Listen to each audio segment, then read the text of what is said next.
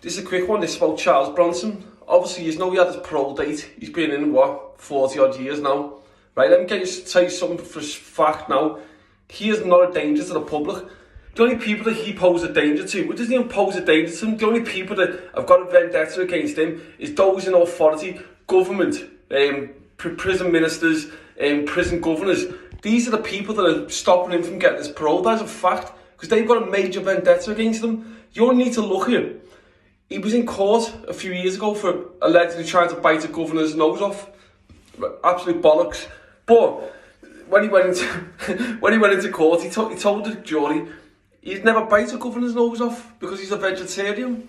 So obviously the jury understood this and found him not guilty, realising that vegetarians don't like meat.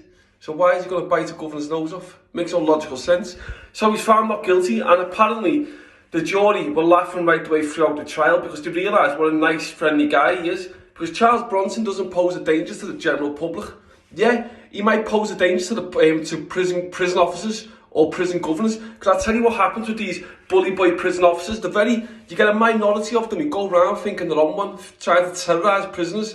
Right? Obviously, you're going to get these little muppet screwboy fucking dickheads who try and target Charles Bronson, thinking they're going to get a name for themselves amongst the little muppet fucking prison officers by chatting shit or trying to attack him, provoking situations. So naturally, he's going to respond. So if he's got an officer in his face chatting shit to him, obviously he's going to respond.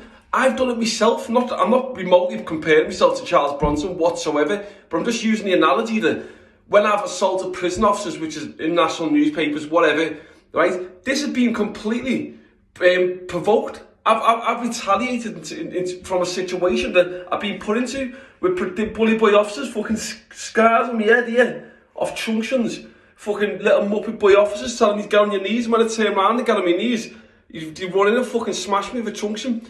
This is what they do. But the thing is, these type of things don't get mentioned on parole hearings. The only thing that gets mentioned is the fact of what Charles Bronson's allegedly done. Look, Charles Bronson, we were in Woodhill prison together, 2019, 2020, I think it was in the newspaper anyway, around 2020, I think it was, when Abba Bellagio was there. And I remember, so in Woodhill prison, you're in the healthcare, so then the people on special unit, they'd be in the healthcare at the same time, but there'd be a gate separated, and Abba Bellagio was there. Obviously, me and him had a little confrontation. It wasn't how other people had said that he had been attacked, because he didn't. He got spat at, whatever. But the thing was, you'd often see Charles Bronson there because he was in the healthcare quite often. But there'd always be a separate gate between you, so you'd never actually. But he had terrorised Abba Bellagio. Bronson would literally be going, "You fucking terrorist bastard," blah blah blah. So Bronson, you'd hear him fucking from right across the other side of the prison, terrorising Abba Bellagio. And if you don't know who Abba Bellagio is, he's the guy who chopped the fucking Lee Rigby's head off, the ex-soldier, or he might have been a soldier, I don't know, but chopped his head off anyway in London. That's who it was. But it's the thing, Charles Bronson is a nice guy, and like fucking, he doesn't pose no danger. The fact that they've knocked him back on his parole again. But here's the thing, what people need to understand: he's a lifer, so he's going to have to progress through the system anyway to go to Category D. I got some fluff in my head there. Category D, open jail. And then, so that'll take a couple of years anyway, but the fucking parole board just stitched him up for the simple fact is they've got a major vendetta against him. But yeah, this was a quick one about Bronson. He's been stitched up, he's not a danger to the public, and I don't see why he's still fucking in jail, because he should be released. Free Bronson in a bit.